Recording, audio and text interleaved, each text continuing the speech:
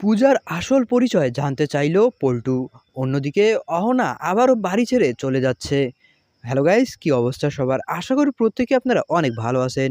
নিয়ে আসলাম ছোট বউ নাটকের আগামী পর্বের ধামাকাদার আপডেট।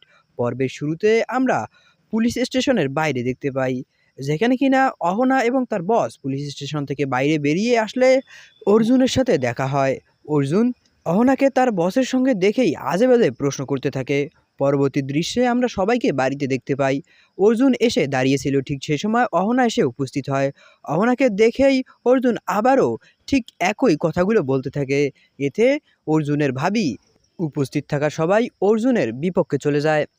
আমরা দেখতে পাই যে অহনা পরিবারের সবাইকে বলতে থাকে যে অর্জুন যদি আর একবারও তার বসের নামে উল্টাপাল্টা কোনো কথা বলে তাহলে আজকেই সে বাড়ি থেকে চলে যাবে। এই কথা বললে সেখানে থাকা পূজা অহনাকে বলে যে তোমার এত কী প্রয়োজন পড়েছিল পুলিশ স্টেশনে যাওয়ার। কথা শুনে অহনা পূজাকে বলে যে সেটা তোমার জানার কোনো বিষয় নয়, আর তুমি পুলিশের কথা শুনলেই এত ঘাবড়ে যাও কেন।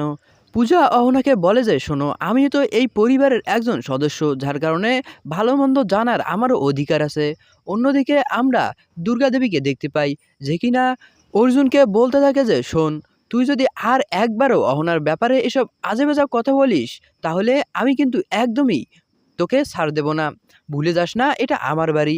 আমি যাকে ইচ্ছা এই বাড়িতে রাখবো, আর যাকে ইচ্ছা এই বাড়ি থেকে বের করে দেব। এটা একান্তই আমার সিদ্ধান্ত।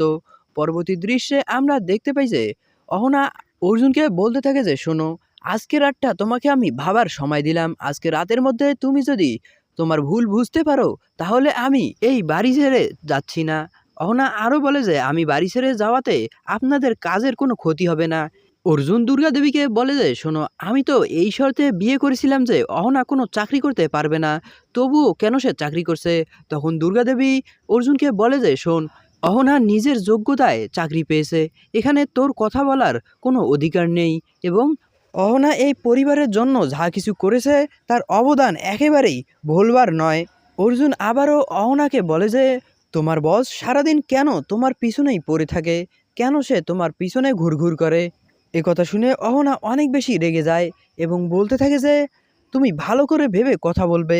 আমার সব সময় এরকম অপমান এবং আমার চরিত্র নিয়ে কথা বলার কোনো অধিকারই তোমার নেই।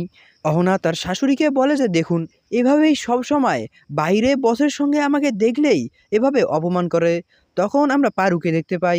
পারু অর্জুনকে বলে যে শোনো, এতদিন আমি একটা কথা খুব ভালো করেই বুঝতে পেরেছি, কাজের ক্ষেত্রে মহিলা পুরুষ সবাই সমান। এখানে অহনা এই কথাগুলো সহ্য করতে না পেরে অর্জুনকে আবারও রাতে ভাবার কথা বলে মনে করে দিয়ে সে তার রুমে চলে যায়। পরবর্তী দৃশ্যে আমরা অহনাকে দেখতে পাই, যে কিনা তার রুমে বসে ল্যাপটপে কাজ করছিল ল্যাম্প জ্বালিয়ে। ঠিক তখনই অর্জুন সেখানে এসে বলতে থাকে যে এটা কি তোমার কাজ করার জায়গা? আর সব সময় তোমাকে এত কাজ নিয়ে ব্যস্ত হয়ে থাকতে কে বলেছে? অহনা তখন বলতে থাকে যে এখন একটু আমাকে একা কাজ করতে দাও, তুমি ঘুমিয়ে পড়ো, আমি লাইট অফ করে দিয়ে কাজ শেষ করে আমিও ঘুমিয়ে পড়বো। আর আমার কালকে জরুরি একটা মিটিং আছে, যার কারণেই ফর্মটা পূরণ করে এখনই জমা দিতে হবে।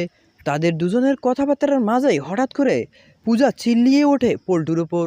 সেজন্য অর্জুন এবং অহনা দুজনেই ছুটে যায় পল্টুর রুমের দিকে এবং আমরা পল্টুকে বলতে শুনি যে পূজা, তোমার আসল পরিচয় আমাদেরকে খুলে বলো।